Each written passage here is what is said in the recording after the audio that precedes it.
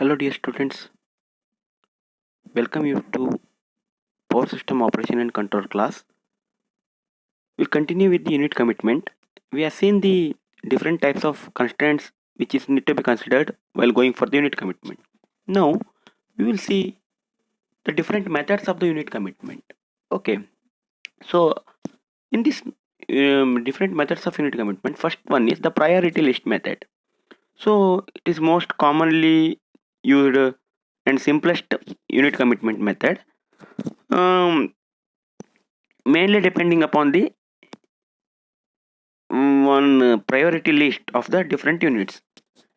So as the name itself, it indicates that priority list means the number of units priorities taken according to that priority list, which is to be committed, which is to be decommitted, that should be mm, considered. Okay, let us see how this will be happening. In the previous some problems we are seeing that if unnecessary units means when load is not that much, the unnecessary unit can be switched off because the initial cost of that particular unit is simply wasting. That's what we can shut down that unit for till peak hours come. So now the question is what, which unit has to be switch off, how to switch off all those things.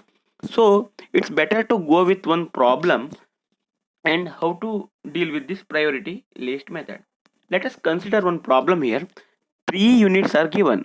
First unit is with production cost of 1000 rupees per megawatt hour. Its minimum power generation limit is 150 megawatt and maximum is 500 megawatt. Second unit is having 850 rupees per megawatt hour.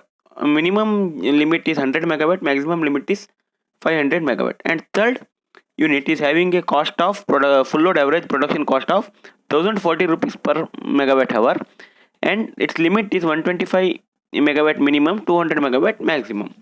So how to prepare the priority list now? So priority list is mainly depending upon the cost. Okay, if you see these three units, its priority can be considered according to its production cost.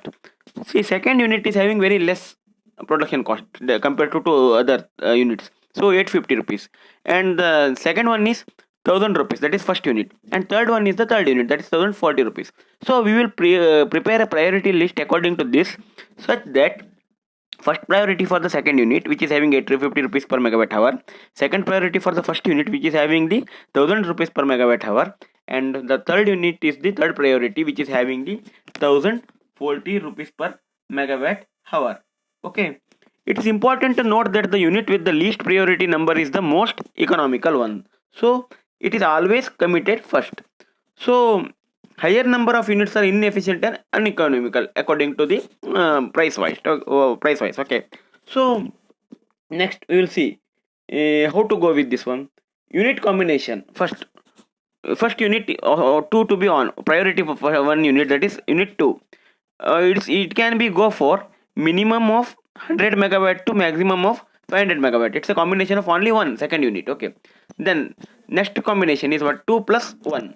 2 plus 1 is what, both the units minimum we need to take 100 for the second unit, 150 from the first unit. So minimum is 250 megawatt and maximum is 1000 megawatt, and all the three units are committed. 2 plus 1 plus 3, that is all the three units committed. Then minimum is what, 150 plus 100 plus 125, that is 375 minimum megawatt, and 1200 megawatt for the maximum we can go. So it is very clear that if two units are on means minimum 250 megawatt should be there. If all the three units should be on means minimum there should be a 375 megawatt. Okay, fine. Now how to commit? Very simple. If the demand is lesser than or equal to 500 megawatt, it's required only first, that is first priority unit. Unit 2 need to be on, that's enough, no need to others. If the demand itself is lies between 500 to 1000 megawatt, then you need to go for add the second priority unit, that is the unit 1, unit 2 plus 1 togetherly to be added. If the power demand is more than 1000 and between 1000 to 1200 megawatt, then we need to go for the third unit. So the PDT, that is power demand, includes the load demand plus spinning reserve. Okay, it's the same reverse case if you find. If so now the demand itself is 1200 megawatt, all the three generators are working. So if three units are already committed now if demand drops to 1000 megawatt, then we need to shut down the third unit. Then if once again it is going to down the demand of 500 megawatt, then we can shut down the first unit, that is second priority unit. Means if you go while making committing or making on the units, we need to go with the priority list 1 2 3. If we are going for shutdown, we need to come in the reverse order, that is higher priority. Means third priority should be off first, then second, then one, like that we need to come. So we will see the algorithm of the priority list method. The algorithm is, first one is determine the hourly load load forecast for the next 24 hours. For the next 24 hours load forecasting we should be determined. Second one is prioritize all the unit based on their production cost and prepare the table based on the unit combination to meet required the load. So this is what we done in the example what we are seeing now. It is prioritize all the unit and their production cost and prepare a table. Okay, then for the first hour, determine the minimum number of units to necessary to carry on the maximum predicted load and spinning reserve. Means for the first hour, we are knowing already 24 hours data is with us. For first hour, what are the units, what is the demand, how much unit to be on, all those things we will know. Not only for first hour, for all hours we can have a data. Fine.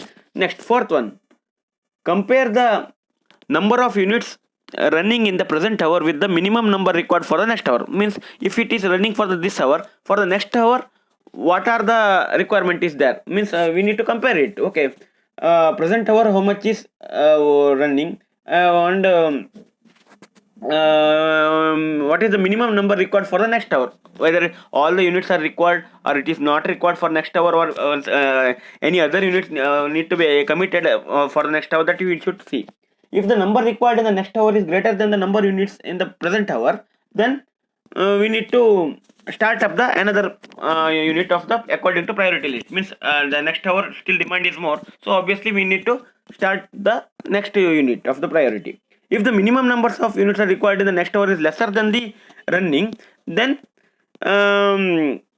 we need to shut down, or we before shutting down in the present group we will leave the sufficient generation to supply the load and spinning reserve. We have to check. If it is not, do not shut down the unit. Means if the next hour number required will be less, but the problem is what, there is a sufficient generation to supply and the load and spinning reserve is not there, we should not shut down. Otherwise we need to check for the H hours that we are seen in the previous class. Is it for banking and for cooling, we are seeing that H hours. Okay, that H hours we need to calculate. If H hour is less than the minimum downtime, then continue the unit with the present commitment only. If it is making off, means that is costlier, so we need to continue with the same generator. Otherwise we need to calculate the hourly production cost for the next H hours with the unit up. If it is kept on, what is the cost in the next H hours on, and hourly production cost with the unit shutdown, and if it is off, what is the cost and plus startup cost in when it is required. Okay, means we need to have a comparison of if it is on and what is the cost. Otherwise if you make it off for the next when it is required, then if you go for on for that particular unit, what is the cost. If both, which one is better, we have to see. If there is a significant, then we can go for the shutting down. Otherwise we can keep as it is. Same the procedure will be repeated for the next 24 hours. Anyhow we are having the 24 hours data now. So this is what the same algorithm what I explained now. It's flow chart. You can see the flow initializing, calculate the minimum number of units, comparing, then go for the startup the units, calculate the startup cost. If same number is needed, then go no change. Lesser units are needed, then we can go for the compare the number of cost, shutdown unit based, record the shutdown time. If period is complete, yes, then go for committed units hourly entire period. So you can see this flow chart to know the how priority list method is working. So the priority list may reorder. Sometimes we need to reorder it when some units are unavailable due to some breakdowns and maintenance. Sometimes due to the some breakdowns or maintenance reserve, we will shut down some units. Then our priority list is going to change. Spinning reserve requirement is changed means we need to go for other list. And running of some units for area protection to improve reliability is mandatory. So we need to run some units even though it is not required. For the reliability purpose we are going to run, like you are seeing must run units will be there, or the requirement of the generator will be there to run. So then it is all the priority lists are going to change. So this is the simplest method of priority list method. So you once again go through this one. Anyhow I am sending you these notes, and you go through it, and if you find any difficulties you can ask me. Thank you.